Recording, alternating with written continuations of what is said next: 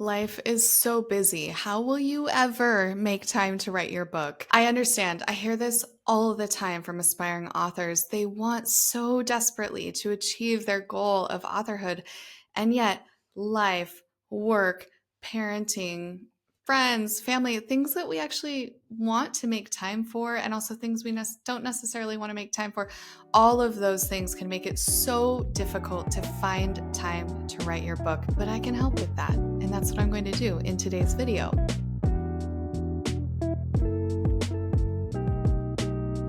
Hi, I'm Stacey Ennis. I am a book strategist and coach. I've been in the publishing industry for 16 years.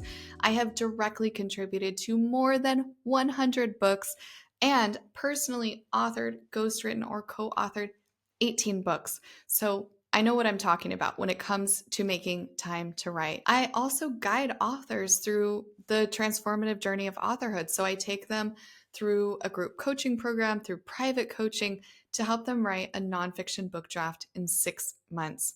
6 months is a really nice time frame because it's got strong momentum, it's a good effort, but you can do it without blowing up your life. Before I jump in, be sure to like this video, subscribe to my channel so that you can keep getting content that will support your dream of writing a book and stepping into this next stage of your life as an author. So with all this said, let me just say I really understand this also on a personal level. Of course, I've guided a lot of authors through this challenge, but I'm a mom. I am a breadwinner, the only breadwinner for a family. My husband stays home with our children.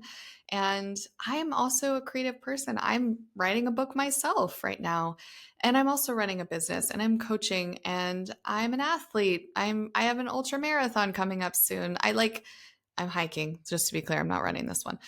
But I have other interests. I have things that I do and things that are important to me. I show up to all my kids' activities. And when I was ghostwriting, I used to write 2.5 books a year. I would travel all the time between continents. I mean, I just really had to learn how to make time.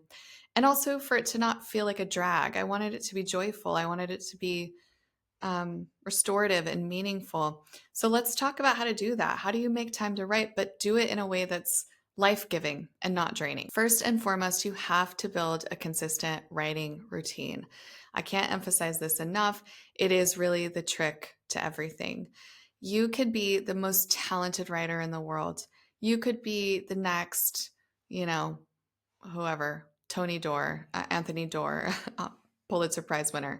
You could be um, just exquisite with prose. But if you don't have a consistent writing routine, ain't nobody going to read your book. You have to create a writing routine because that is the structure needed to get your book done. It's non-negotiable. So what does this mean? Well, this means that you have a set of habits that you follow that set you up for success when you sit down to write, ideally around the same time every day, ideally kind of similar habits leading into that writing space. Having a set of habits enables your brain to start paying attention. We're getting close to writing time. Okay, we're going to sit down and write now. And it is really important that it is about the same time every day. So pick a time of day that you can show up to consistently. This leads into my next tip. Next is to write early in the day. I know, night owls. I hear you. I feel you.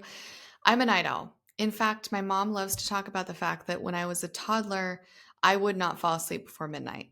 And growing up, my parents would go to bed and I would stay up reading until the wee hours of the morning, which is probably not too great for my development, but what's past is past. I'm a night owl. My preference would be to sleep late and go to bed late. And I do that sometimes. But the truth is, when I'm working on a creative project, I have to make space first thing in the morning. If you have a 9 to 5, this is especially critical. You have to get up early. It's kind of non-negotiable. Research shows that at the end of the day, your willpower is lowest. So whether or not you're a night owl, your will to work will drop to its lowest point, generally right before bed. So I encourage you to give it a go. Try it for 30 days, see how it feels to get up, to get the work done. You might find that even though you're a night owl, you're you're a morning bird too. Next, I don't know if you're going to like this one, but I'm going to say it anyway, is to sacrifice or pause less important activities. And so, yeah, this might mean that some of the social gatherings that you're going to now, you might need to pause those for a little bit, or you might need to put off taking that class you've been wanting to take. You're going to likely need to sacrifice some things for a little bit to accomplish your goal. Now, the good news, the great news is that it's not forever.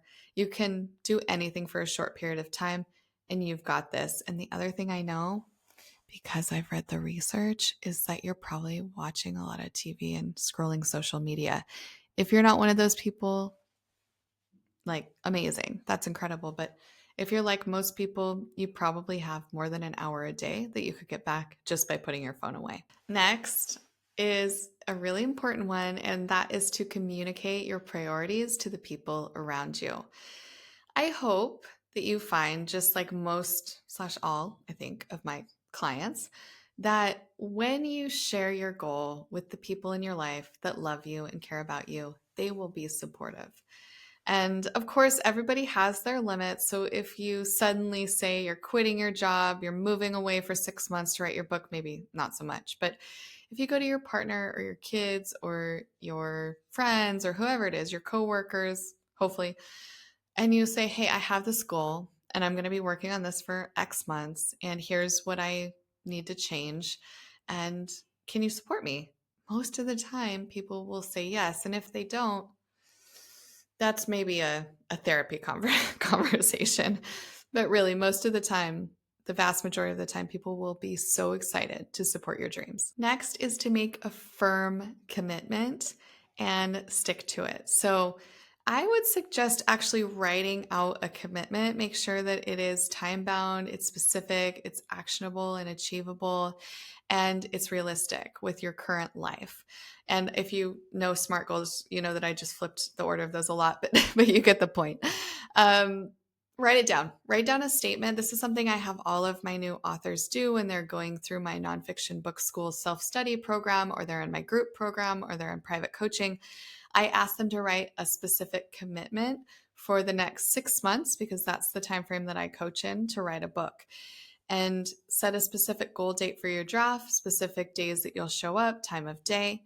And it might be a good idea to either handwrite that or print it out and put it somewhere that you see regularly, and then put it in your calendar. That is really the key, is getting it in your calendar. You can do that. You can do that today. Just keep in mind that writing a book is less about talent, skill, and even inspiration than it is about planning and showing up, like getting your butt in the chair, putting your fingers on that keyboard. If that is your only goal right now, do that. Like, get your fingers on the keyboard, have a Word doc open, and, start working. So whether that is working on your book concept or creating your outline or writing the draft, just do it. You can do it. You can do it. I hope these tips were really, really helpful for you.